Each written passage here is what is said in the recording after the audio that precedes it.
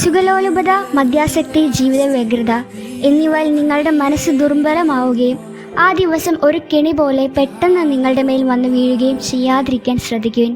എന്തെന്നാൽ ഭൂമുഖത്ത് ജീവിക്കുന്ന എല്ലാവരുടെ മേൽ അത് നിബന്ധിക്കും.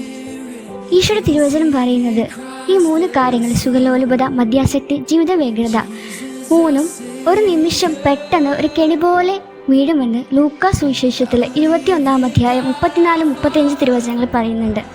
എല്ലാവരുടെയും മേലും ഭൂമുഖത്ത് വസിക്കുന്ന തിരുസഭ മക്കളുടെ എല്ലാവരുടെയും മേൽ വീഴുമെന്നാണ് പറയുന്നത്.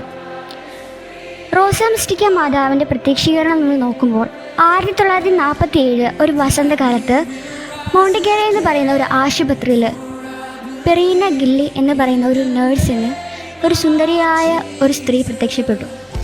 അപ്പോൾ അവിടെ കാണുന്നത് 3 വാളുകളെ പരിശുദ്ധ അമ്മ കാണിക്കുന്നുണ്ടായി. 3 ചോര വാർന്നൊഴുകുന്ന 3 വാളുകൾ അമ്മയുടെ നെഞ്ചത്തായിരുന്നു.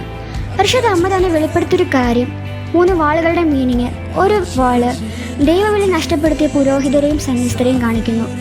മറ്റേത് മാരകപാപത്തിൽ കഴിയുന്ന പുരോഹിതരെയും സന്യസ്തരെയും.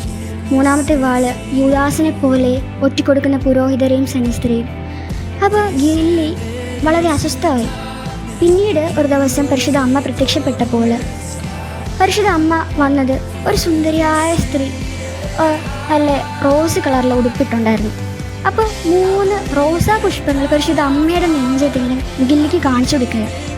3 പുഷ്പങ്ങളുടെ റോസാ പുഷ്പങ്ങളുടെ മീനിങ്, ആദ്യത്തെ വെള്ള പുഷ്പം പ്രാർത്ഥന, 2-ാമത്തെ ചുവപ്പ് പുഷ്പം, ചുവപ്പ് റോസാ പുഷ്പം പ്രായശ്ചിത്തം, 3-ാമത്തെ ഗോൾഡൻ പുഷ്പം പരിഹാരം.